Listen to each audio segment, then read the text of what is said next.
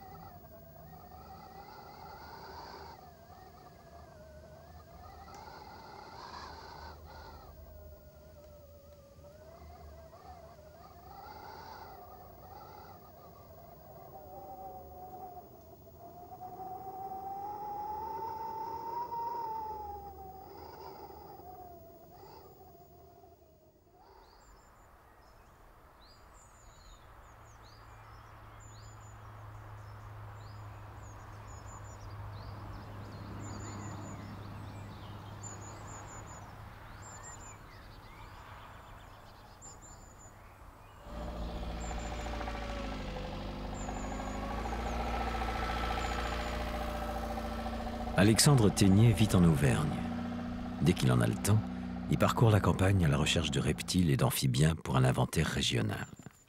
Une passion remontant à l'enfance qui a conduit cet homme secret à devenir un des naturalistes spécialisés dans ces espèces. L'Auvergne, c'est son jardin, un immense jardin. Il en connaît chaque mare, presque chaque pierre. Chasseur aux mains nues, Alexandre ne tue pas, il attrape. Une activité qu'il sait pouvoir être dangereuse, mais qu'il aborde avec calme et patience. Sa grande spécialité, les vipères. Depuis 20 ans, il en a observé des centaines en Auvergne, mais également partout en France, en Europe, au Maroc et en Turquie, où il a redécouvert une vipère que l'on croyait disparue de la surface du globe depuis un siècle et demi.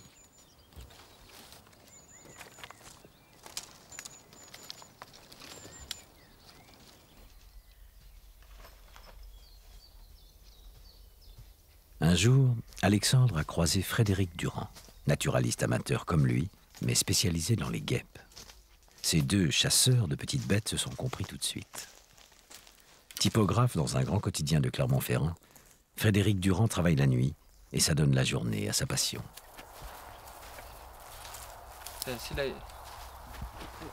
guêpe des chemins. C'est en train de chercher son araignée là. Il y en a 70 espèces différentes, dont des espèces qui n'avaient pas été retrouvées pour la faune de France depuis plus de 10 ans, et dont certaines étaient plus retrouvées pour la faune d'Auvergne depuis 100 ans. C'est un des derniers sanctuaires à hyménoptères du coin.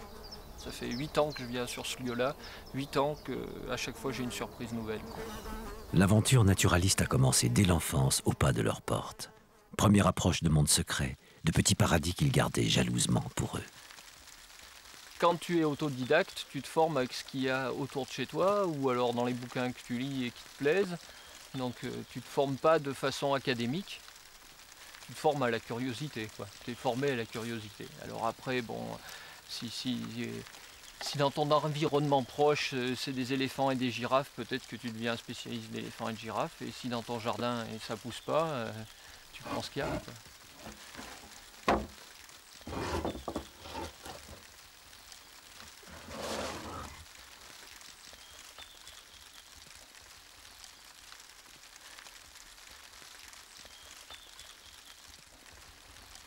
Celui qui sait bien regarder, il va dans son jardin, il prend une petite épuisette de rien du tout, il gratte, et il se retrouve devant le triton alpestre, devant le triton crété, devant les salamandres, et tous sont tachés de couleurs absolument folles qui rappellent les coraux, qui ça rappelle le Pacifique, quoi. Si on a envie d'un peu s'éblouir les yeux, on va dans ces coins-là. en gratouillant la vase, on trouve toujours quelque chose de beau. Depuis leur première rencontre sur le terrain, les deux naturalistes se retrouvent fréquemment au musée d'histoire naturelle de Clermont-Ferrand. Le musée Lecoq est la mémoire vivante des XVIIIe et XIXe siècles, l'âge d'or des sciences naturelles, l'époque des grandes missions scientifiques au bout du monde, quand des milliers d'ouvrages et de collections venaient enrichir les musées européens. Les temps ont changé. La recherche s'est spécialisée, abandonnant le domaine des sciences naturelles aux amateurs passionnés, dont les collections constituent désormais l'essentiel des nouvelles découvertes. Dans la grande tradition naturaliste, Alexandre et Frédéric ont eux-mêmes fait don de leur collection au musée Lecoq. Reptiles et amphibiens pour Alexandre, les guêpes pour Frédéric.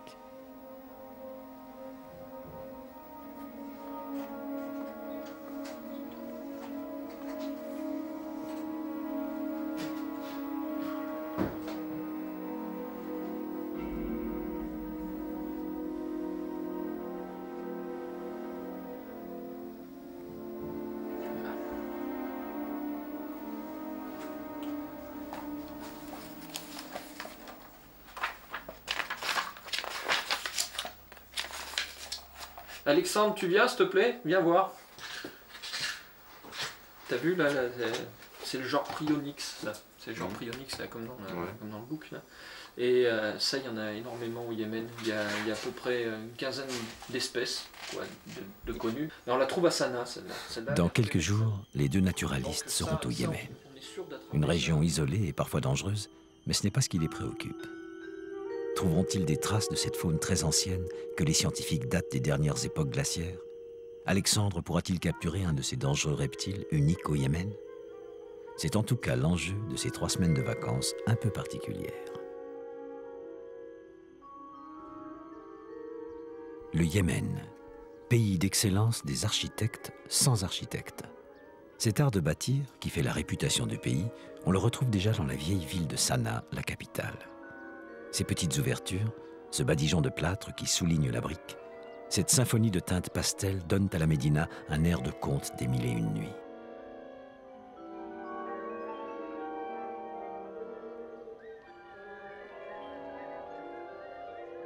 De l'Auvergne au Yémen, il n'y a qu'un pas que nos deux naturalistes ont franchi sans difficulté. À peine arrivés, ils ne savent déjà plus où donner de la tête. En pleine ville, ça vole dans tous les sens.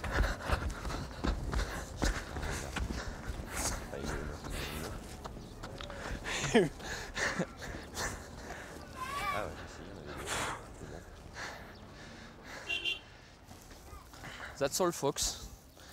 C'est la femelle? C'est le mâle. La femelle du snapper ou c'est... Non. Ça, on fait voir. Le mâle de la jaune. On dirait bien une femelle. Hein?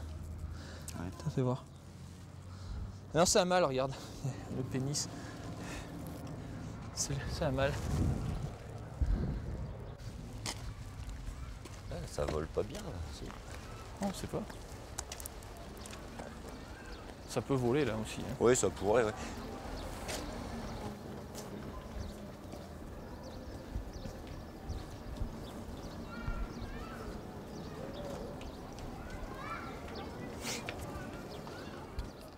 Encouragés par cette chasse impromptue, Alexandre et Frédéric vont droit à leur hôtel pour achever les derniers préparatifs. Pas le temps de flâner dans la ville.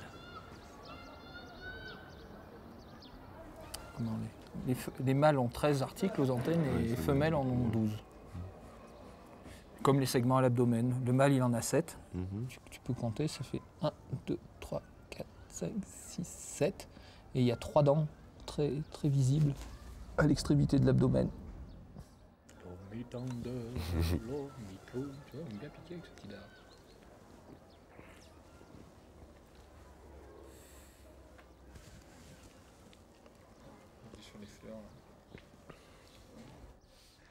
Sanaa suffirait presque au bonheur de Fred. La moindre mare, le moindre jardin de la vieille ville regorge de trésors ailés. Isolé du reste de la péninsule arabique depuis des millénaires, le Yémen est un véritable sanctuaire pour la faune. Pas besoin d'aller très loin pour chasser. Leurs premières investigations dans les villages alentours de Sanaa vont leur réserver quelques surprises.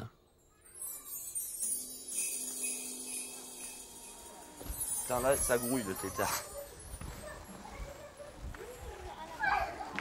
C'est que du buffo. Ah, elle est claire l'eau. Tiens, il y a des, Ouais, regarde, ouais. des libellulines.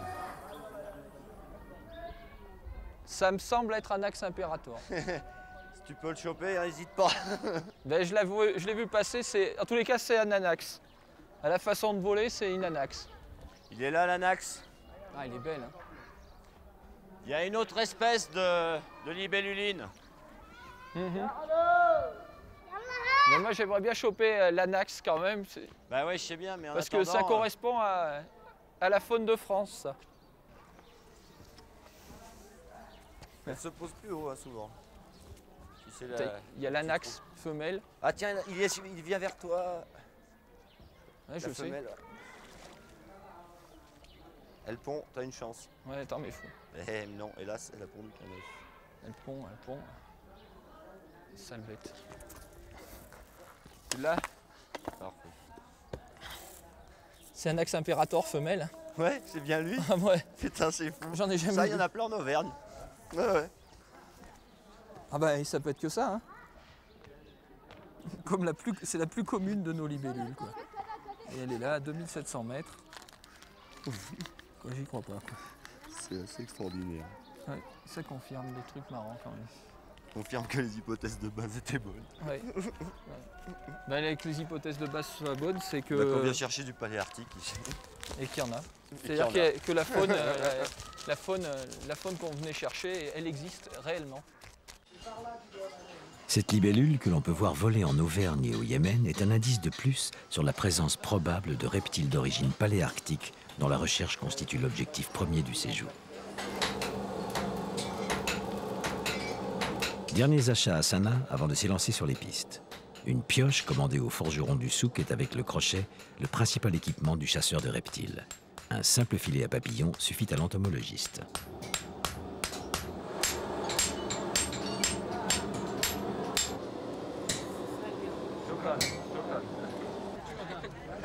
L'heure du départ est proche et la petite troupe française attire les curieux. Ce Yéménite est, comme Alexandre, chasseur de serpents, mais pas naturaliste. Dans ses mains, une couleuvre. Il affirme avoir attrapé des serpents plus dangereux dans les montagnes. Pour cette aventure de 3 semaines hors des pistes, 3 chauffeurs yéménites et un guide-interprète français installé de longue date au Yémen accompagnent Frédéric et Alexandre. François a tout prévu. Provisions d'eau, nourriture et équipements pour bivouac dans la nature.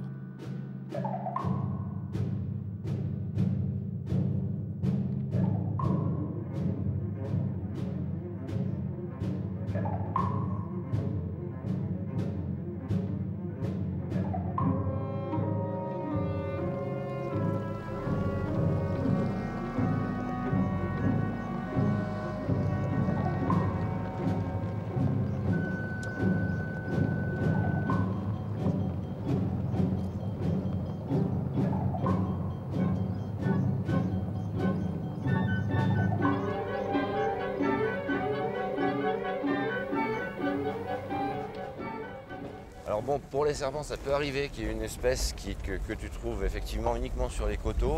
Mais si tu veux, si tu trouves quelques bêtes sur les coteaux, tu as toutes les chances d'en trouver au moins autant plus bas. Il y a à peu près tout ce qu'il faut, les caillasses qui tombent pas loin du wadi. Bon, bah on reste au moins 2-3 jours là.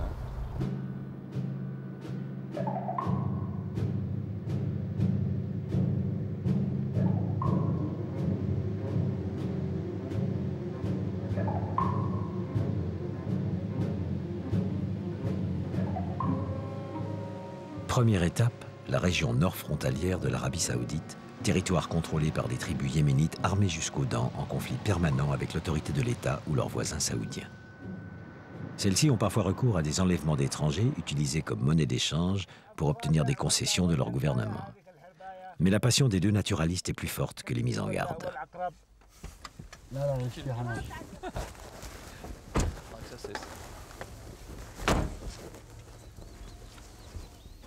Impeccable. Ben ouais. François et les chauffeurs installent la grande tente nomade à l'écart de toute habitation. La vallée semble déserte et Alexandre et Frédéric partent explorer le terrain chacun de leur côté. Malgré la chaleur étouffante, ils retrouvent vite leurs habitudes de chasse en Auvergne.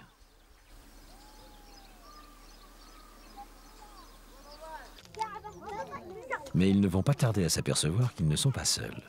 Des hommes, des femmes et des enfants accourent de toutes parts, se réjouissant de voir ces drôles d'étrangers avec leurs filets à papillons.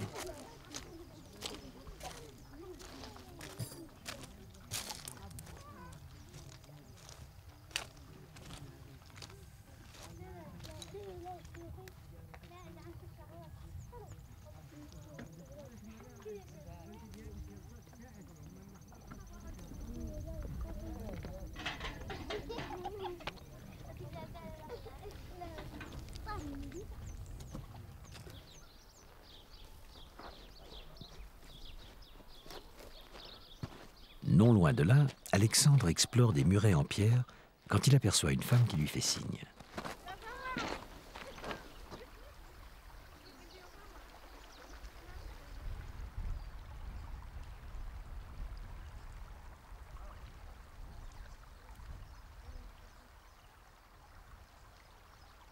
Je viens de m'amener un caméléon. Elle l'a trouvé dans son champ là. Le caméléon n'est pas très content, mais c'est pas grave, on va le relâcher. Quand elle ne nous verra plus, sinon elle ne sera pas contente.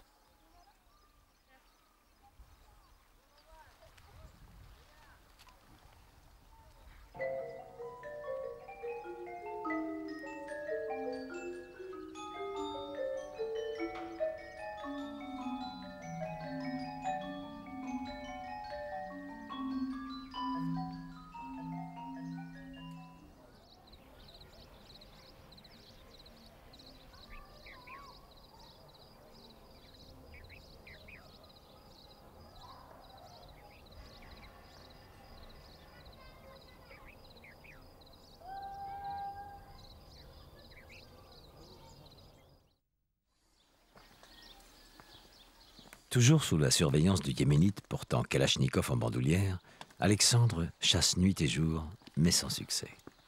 Pourtant, le naturaliste fouille chaque muret de pierre, vérifie la moindre information, traque le plus petit indice. Un serpent signalé près d'une maison ou au fond d'un puits. En vain, le doute s'installe. Les animaux ici sont pratiquement toujours nocturnes, à part quelques phases très très courtes de l'année sur lesquelles il faut vraiment tomber. Et surtout, les densités sont extrêmement faibles. Donc ces deux paramètres font qu'ils sont effectivement très difficiles à trouver. De plus, les écarts de température très très forts que l'on trouve dans ces montagnes obligent les animaux à s'enfouir dans des terriers assez profonds ou dans des failles assez profondes. Et donc ils sont même pas trouvables facilement, disons par exemple sous les pierres ou des choses comme ça. Alors qu'en zone plus tempérée ou à des climats plus stables, c'est en général ce qui se passe. Animaux à température variable, les serpents ont l'habitude de sortir lorsque la température du sol et de l'air est inférieure à leur optimum thermique. Mais ici au Yémen, la chaleur est si intense dans la journée qu'ils ne sortent que tôt le matin et à la tombée de la nuit. Le reste du temps, ils se terrent au frais, au fond de leur trou, le plus souvent inaccessible. Les densités de serpents étant très faibles et les caches possibles innombrables, la chance compte ici autant que l'expérience. Ce qui n'était pas vraiment prévu. Ah oui, là, il y a de la possibilité. Il y a un trou. Bon, il y en a même, c'est un réseau en fait. Mais un réseau plus large qu'avant. Si tu le vois, tu plonges et tu le chopes au passage. Quoi. Ça se fait. Bon, c'est bon, ok. Regarde les dernières pierres qui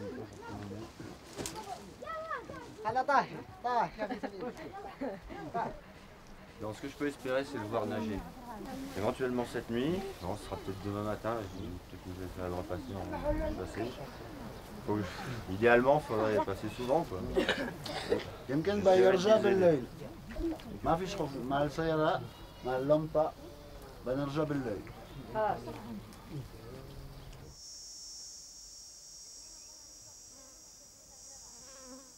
Avec ta vue et ton filet, ça suffit pas.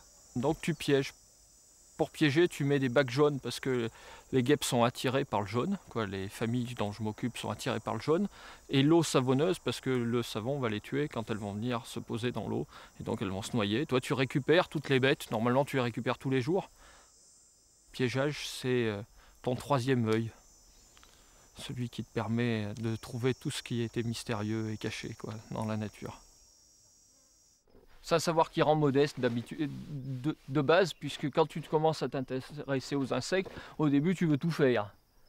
Mais comme tu as plus d'1 million d'espèces, tu es obligé de choisir, tu comprends? Et après, même le plus petit groupe est plus grand que la connaissance que tu peux avoir, c'est plus grand que les mammifères. Tu fais par exemple les libellules du monde, tu vas te retrouver avec 5000 espèces quand même. Donc c'est énorme, ça représente quasiment tous les mammifères, ça c'est sûr.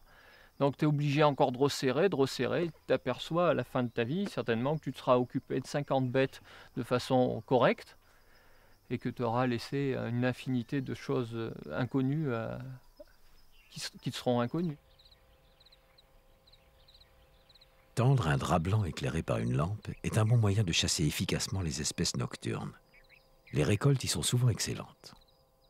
Sous le regard toujours émerveillé de Fred, des guêpes et des coléoptères se sont laissés piéger.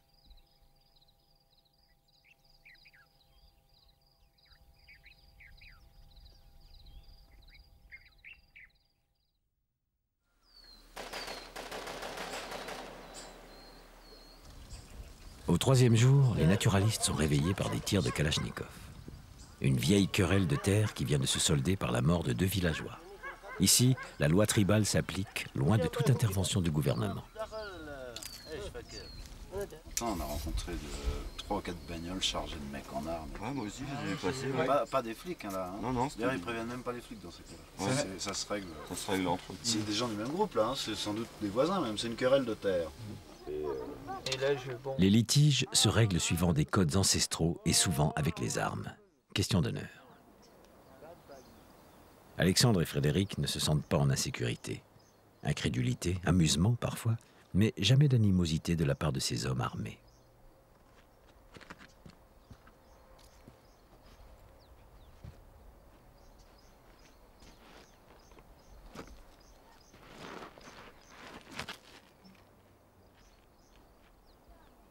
Je viens de voir une trace apparemment d'un colubridé, c'est-à-dire une couleuvre, sans pouvoir pousser la détermination plus avant. Le problème, c'est que c'est une trace, disons, entre guillemets, aller-retour. C'est-à-dire que c'est juste un passage, c'est pas une trace qui conduit à un terrier. L'animal est monté près des pierres, il est redescendu et la trace se perd près du wadi, quoi. Donc c'est pas utilisable pour moi, ça m'indique simplement qu'il y a une couleuvre dans les environs. Les gestes doivent être précis. Aucun droit à l'erreur. Le chercheur de serpents doit faire preuve d'une vigilance extrême et être capable de déterminer en quelques fractions de seconde, juste au moment de la capture, s'il a affaire à une inoffensive couleuvre ou à un serpent venimeux.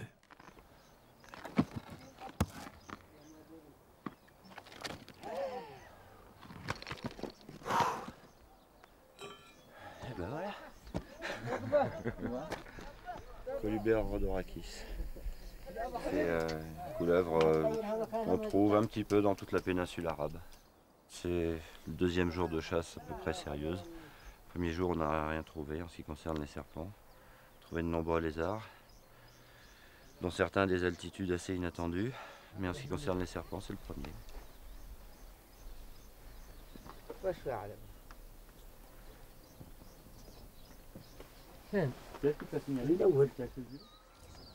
La rumeur de la présence des chasseurs de serpents et d'autres petites bêtes s'étant répandue dans la vallée, on vient maintenant en curieux de très loin pour voir ces drôles de touristes. Un va-et-vient incessant autour du campement. On ramène de tout. De partout arrivent crapauds, lézards, agames, scorpions. Nos 2 naturalistes pourraient presque se passer de chasser. On le fait pour eux.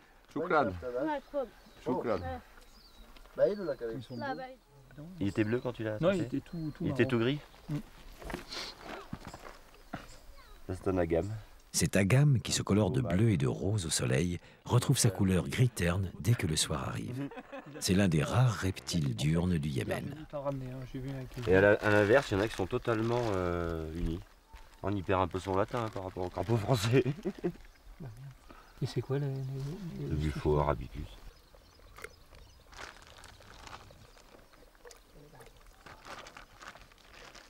Et voilà. Autrefois, les naturalistes ne disposaient que de crayons et de pinceaux pour immortaliser leurs découvertes. Aujourd'hui, elles sont photographiées et parfois, comme ici, filmées à l'endoscope. Cet appareil de prise de vue médicale permet d'aller très loin dans le détail.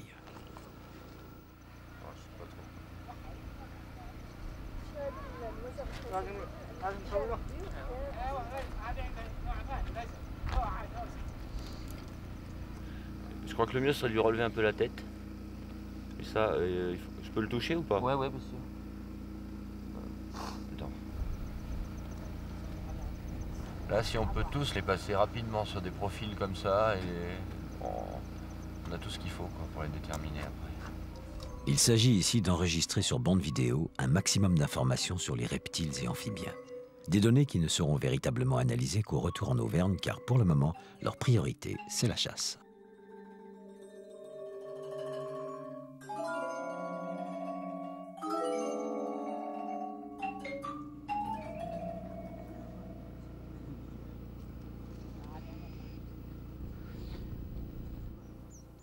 Les vipères d'Auvergne, c'était également la toute première passion de Frédéric, bien avant les guêpes. Quand il n'aide pas Alexandre dans ses captures, il se consacre à sa propre collection qui s'enrichit tous les jours. Tiens, l'araignée.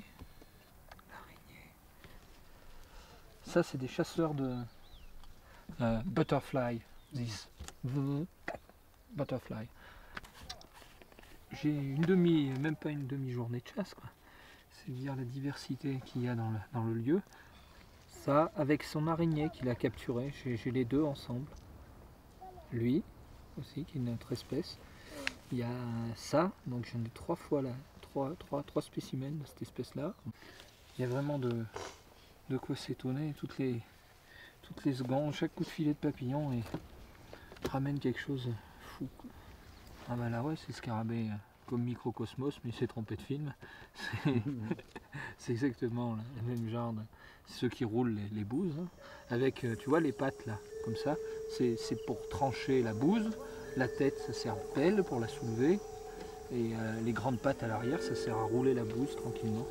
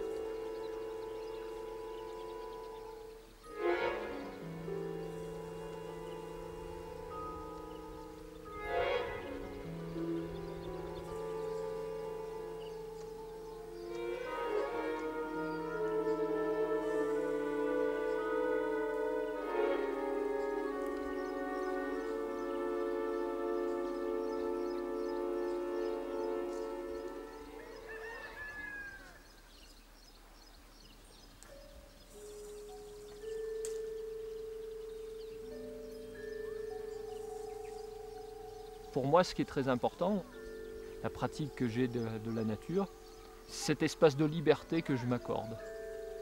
C'est-à-dire, je m'occupe d'un domaine dont tout le monde se fout. Je suis libre. Je ne subis pas la loi du marché, je ne subis pas la loi de la concurrence, je subis la loi de rien du tout. Quand tu dis à ton instituteur que tu veux devenir explorateur, écrivain et entomologiste, il te regarde avec des yeux de martien, il regarde dans ses plaquettes, il n'y a rien qui correspond. Il n'y a pas de cursus. On est des gens sans cursus. On en est bien content d'ailleurs.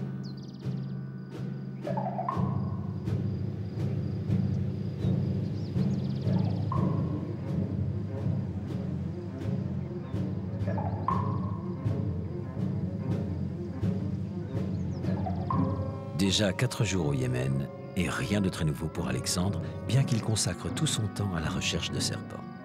Le bilan est modeste, quelques couleuvres. Il aimerait maintenant trouver des espèces moins connues.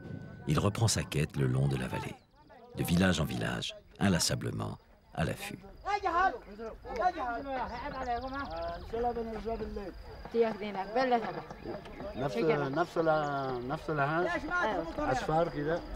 أصفر كبير. Ou simplement sur les branches. عند المدرسة. De toute façon, il semble, عندنا ذبح. la façon dont ils en parlent, qu'il y en ait pas mal. Hein. Là, il est à côté de son école. Et il veut bien y aller là ou pas? هو يشتي يمشي دليل معك يمكن؟ يشتي يمشي دليل معك. ممكن لكن الصبح في الشمس هذا يطلع احسن Il كويس. dit qu'il sort avec le soleil. الشمس يطلع. Mais تبغى تشوف مكان ذا الحين وبكره تروح ما في مشكله. il peut te montrer l'endroit maintenant et tu vas.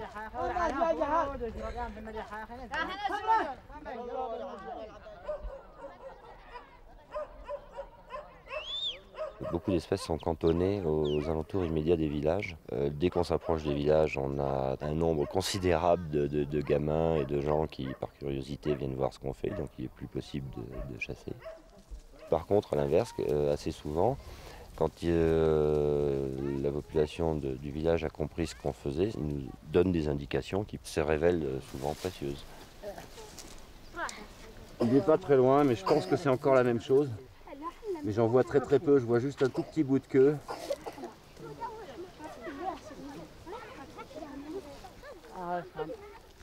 Je suis à peu près sûr que c'est la même bête et ça doit être en plus une toute petite, mais faut bien voir.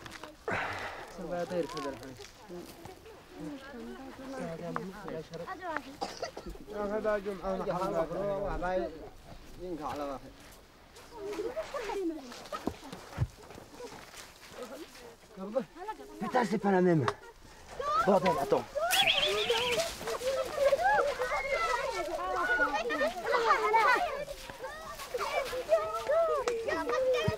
Je crois que c'est un jeune naja arabica. Âgé arabica. Les adultes peuvent atteindre près de 2 mètres. Ça c'est un juvénile.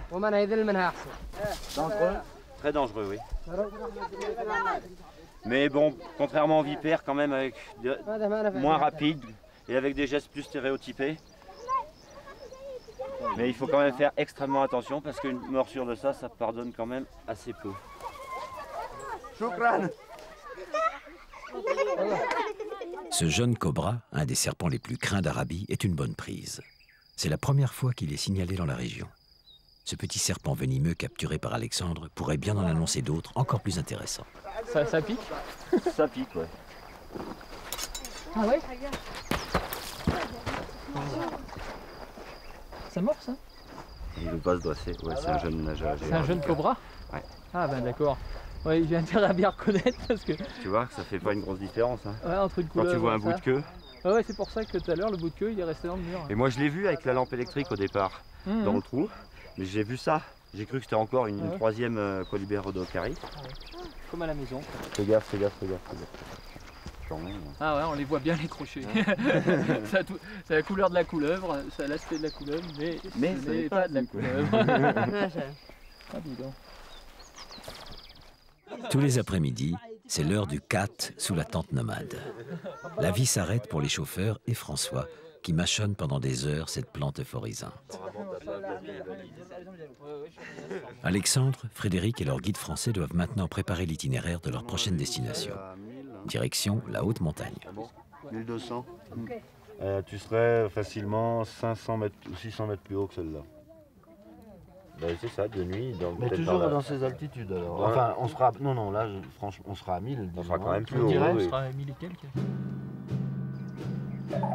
Le bilan de cette première semaine d'expédition est finalement satisfaisant pour Alexandre. Il a trouvé 4 espèces différentes de serpents sur la dizaine recensée dans cette région nord. Et pour Fred, ses collectes de guêpes ont dépassé toutes ses espérances. Reste à trouver les fameux serpents des montagnes. nos deux naturalistes n'ont plus que 2 semaines pour explorer la montagne yéménite. Autant chercher une aiguille dans une botte de foin. Ils quittent les maisons en terre aux couleurs chaudes pour reprendre la piste des montagnes au sud-est de Sanaa, où ils retrouvent une autre harmonie avec ces maisons fortifiées accrochées aux montagnes, dont elles empruntent le matériau et la couleur jusqu'à s'y confondre.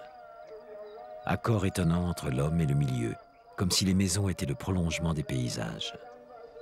Génération après génération, ce peuple de paysans bâtisseurs a sculpté la montagne, taillé les pentes, fait des ouvrages d'art pour collecter le ruissellement des pluies.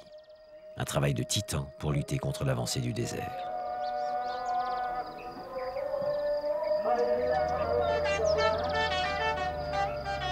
Touristes d'un genre un peu particulier, Alexandre et Frédéric ne sont pas venus au Yémen pour admirer ces merveilles d'architecture, mais pour les petites bêtes. Et parfois, il faut aller les chercher loin des routes balisées. Après 6 heures de piste cahotantes, nos naturalistes atteignent les montagnes surplombant la mer Rouge.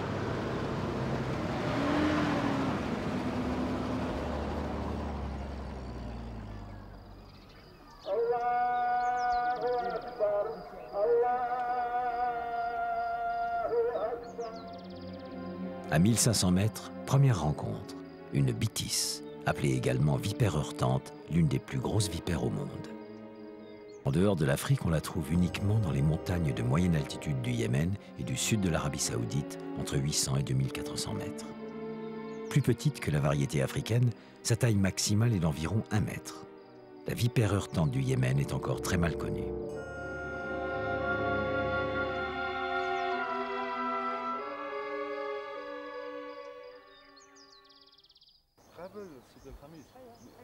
بعد باقيين هذه التيامات الخميس الجمعة اللي تحت ايوه تمام مفهوم ليلتين يمكن نمشي بالنار نسوي شوية صورة مع القرية ولكن طيب ايوه ولكن صورة بس بسرعة ونمشي والكم تمام اليوم. Dès l'installation du campement et avant même toute investigation du site, Alexandre prélève le venin de la bitis qui fait partie des serpents les plus dangereux. Riche en molécules, la composition de ce venin va lui permettre de connaître avec une précision supplémentaire la distance génétique la séparant de ses homologues africains. Il y a quand même un relatif danger, c'est des gestes qui doivent être extrêmement précis. D'une part, lorsqu'on bloque l'animal et qu'on saisit sa tête, et d'autre part, lorsqu'on fait le prélèvement lui-même et qu'il faut quand même serrer correctement l'animal, lui presser les glandes. On est quand même tout près du système venimeux, donc on n'a pas trop droit à l'erreur.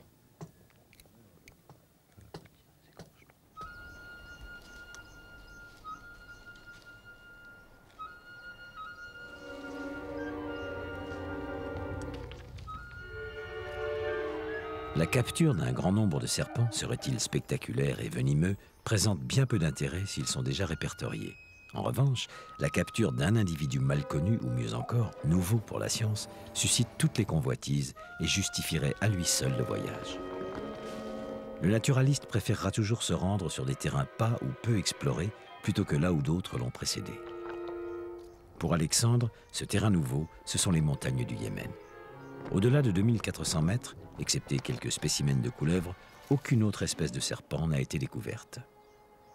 L'étude du climat, la géographie des montagnes yéménites et sa propre expérience l'incitent à croire à la présence d'autres spécimens totalement inconnus à ces altitudes.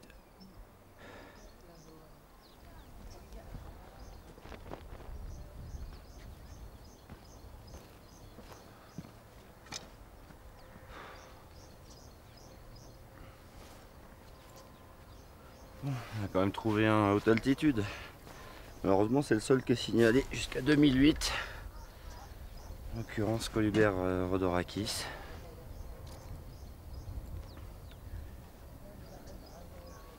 Mais bon, on va essayer de trouver d'autres espèces dans le même secteur.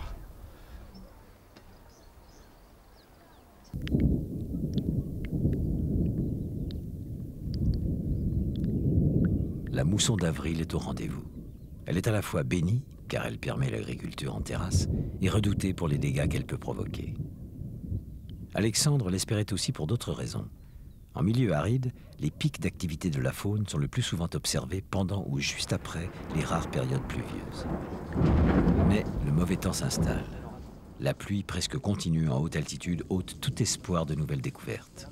Après plusieurs jours de patience, coincé sous la tente, il décide de redescendre dans la vallée pour retrouver le soleil et pouvoir à nouveau travailler.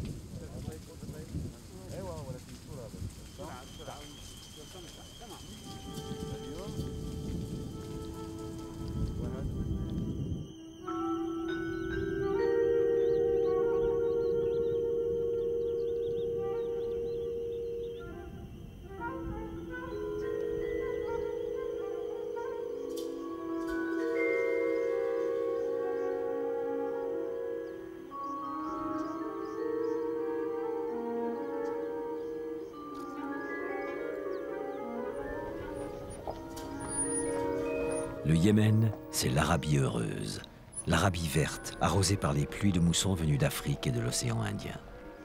Tout l'opposé de l'Arabie désertique de ses voisins saoudiens ou des Émirats du Golfe Persique. Ces pluies diluviennes, 2 fois par an, permettent l'agriculture en terrasse et la prospérité de larges vallées irriguées par les rivières en crue qui se gonflent aussi vite qu'elles s'assèchent.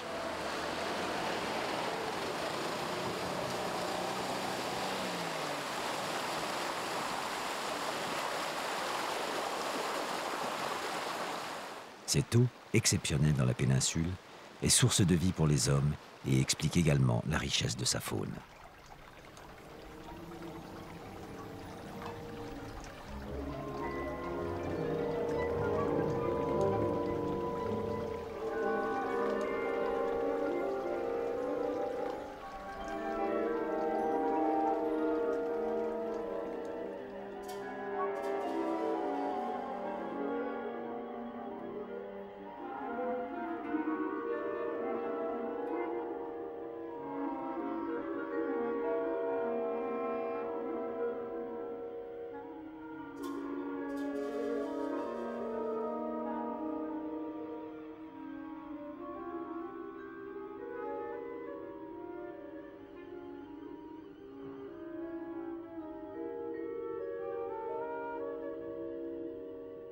Après 15 jours de voyage dans les montagnes, nos 2 naturalistes sont redescendus en quelques heures sur la plaine côtière, chaude et humide. Amertume pour Alexandre d'avoir dû quitter si vite les montagnes. Mais vrai bonheur pour Frédéric de se retrouver au paradis des Cicindèles sur les plages de la mer Rouge. Il n'est pas loin de partager la maxime du célèbre entomologiste écrivain Ernst Junger, qui divise le monde entre ceux qui voient les Cicindèles et les autres.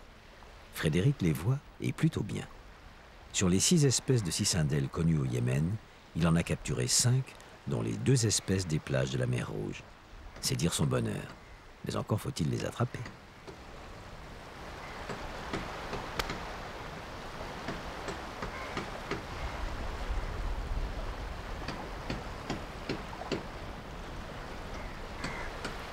La déception d'Alexandre sera de courte durée, vite compensée par la découverte d'une céraste. Ce serpent des zones sahariennes fait partie des bonnes prises. Resté longtemps très mal connu, les 2 espèces de cérastes d'Arabie n'ont été clairement définies que récemment. Tu vois un petit peu les crochets, Fred? Un peu, tac. Ouais, c'est équivalent d'une vipère française, mais avec une taille plus courte, quoi. Ouais. Puis ça a l'air bien nerveux. Hein, puis c'est un venin quand même assez... Enfin, c'est beaucoup plus toxique. C'est un peu plus toxique et puis la quantité proportionnellement est plus forte aussi. D'accord. Et plus importante, quoi. Alors tu dis ça c'est Gasperetti.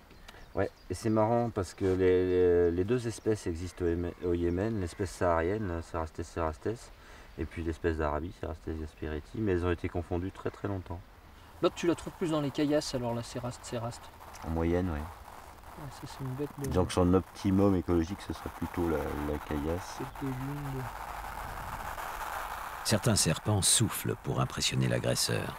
La céraste émet, elle, un crissement caractéristique dû au frottement de ses écailles quand elle se sent en danger.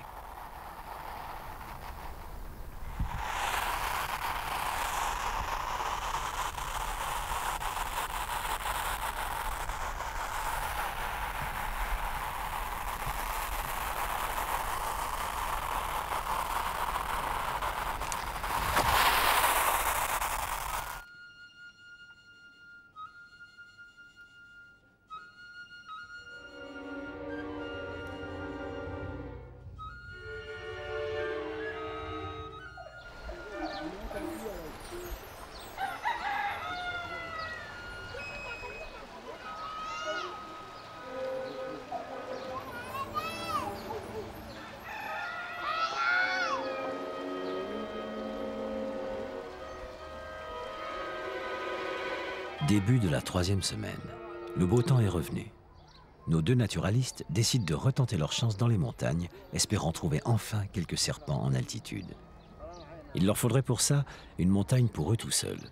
Mais une fois de plus, leur réputation les a précédés de village en village. On les réclame de partout pour se débarrasser de serpents. Qu'ils soient venimeux ou pas, peu importe, puisque les Yéménites les croient tous venimeux.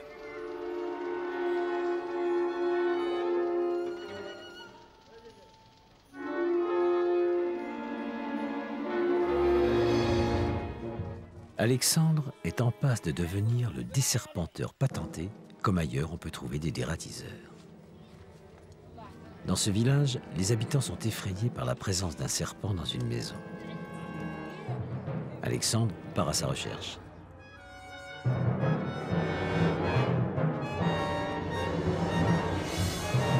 Pour celui-là, il est déjà trop tard.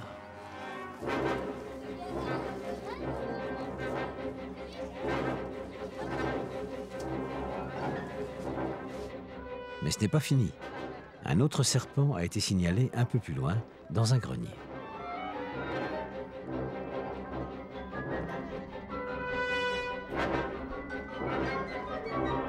Finalement, Alexandre a la surprise de déranger 2 couleuvres en plein accouplement.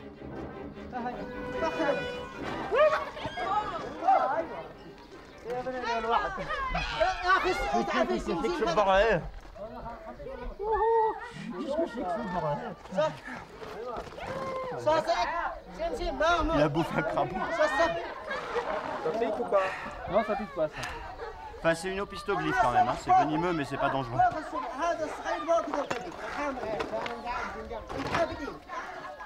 Shukran.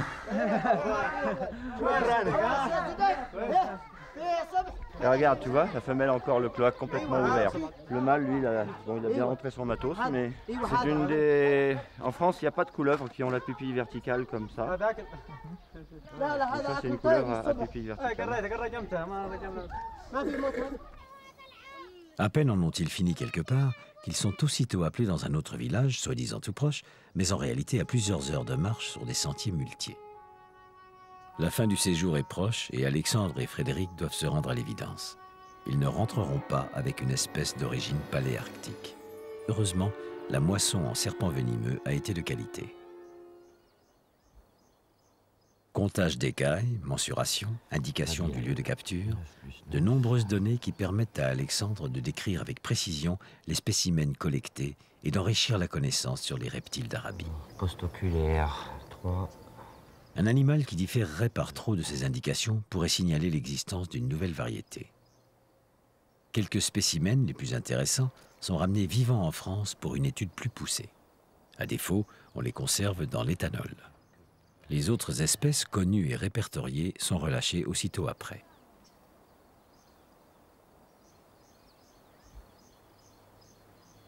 Souvent, une simple mue permet, comme ici, d'identifier un serpent. Mauvaise nouvelle, c'est pas la Tractaspis.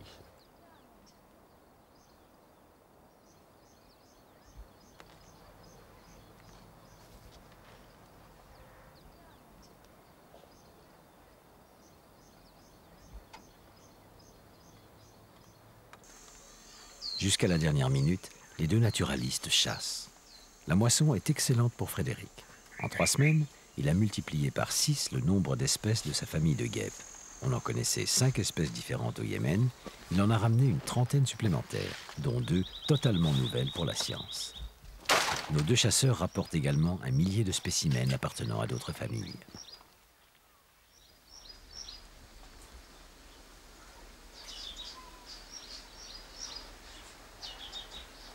C'est 2 superbes spécidés différents.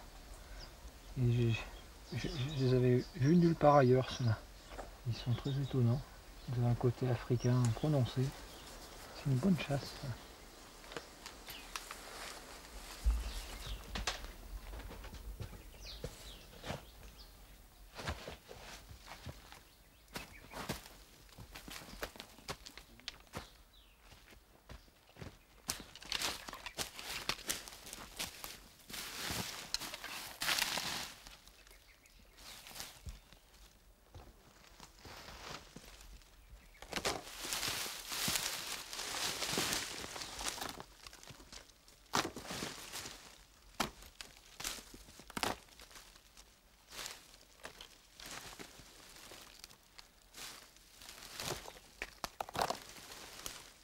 une frime.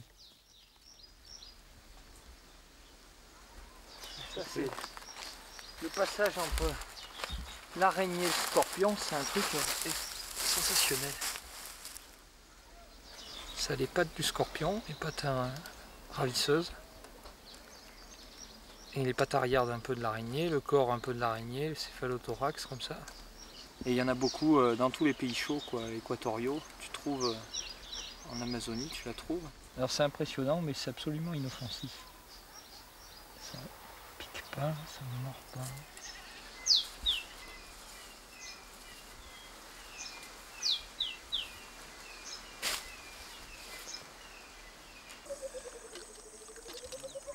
Je me demandais ce qu'il chassait. Il chassait comme moi, dans les buissons avec la main. Et en fait, il chassait ça. C'est très bon. C'est très bon. Ouais, ça ressemble plutôt à des fourmis ailées, mais c'est pas de la fourmi, c'est des. Tu vois, ça a des ailes membraneuses, c'est des névroptères sympas, quoi. Apparemment, les femelles n'ont pas d'ailes. Tu vois, puis on m'en donne plein à manger. Mais ça se mange bien. Hein. Merci. Choukran. Après ce festin, Alexandre et Frédéric décident de partir pour une dernière chasse nocturne. Comme à leur habitude, ils se séparent, explorant la nuit avec leur lampe frontale. Après avoir passé des heures à quadriller la campagne, c'est à 2 pas du campement que Frédéric fait une découverte inattendue. Un serpent très rare qu'Alexandre recherchait depuis longtemps. T'as vu quelque chose, toi? Un Actrataspis. Moi j'ai cru que si c'était à Aubière, ça serait un Orvé, tu vois, mais comme tu m'as dit de faire gaffe. Et tu m'avais dit 30 cm noir et qui gigogne. C'est le seul serpent dont tu m'as parlé longtemps parce que ça ressemblait à rien de ce que je connais de la faune de. Moi ça ressemble pas à un vipéridé, ça ressemble à rien quoi. Bon, on la ramène, je la ramène. Bah, c'est une bonne bête alors? Ouais, c'est une bonne bête, ouais. Parce que c'est pas quand même tous les jours qu'on en trouve. Les hypothétiques serpents de haute montagne garderont leur mystère. Mais Alexandre a rempli sa mission de naturaliste. Il a capturé et identifié une vingtaine d'individus et ramène en France plusieurs espèces rares, dont cet Actrataspis, petit serpent fouisseur connu au Yémen, à 2 ou 3 exemplaires seulement. Il a également rassemblé de nombreuses données sur la répartition des amphibiens et reptiles du Yémen et démarré une collaboration avec la faculté des sciences de Sanaa. Ces 3 semaines de vacances si particulières s'achèvent. Le Yémen n'a pas livré tous ses secrets, mais d'autres naturalistes viendront sans doute un jour poursuivre ce travail. Le grand livre du monde de l'infiniment petit est encore à peine entrouvert.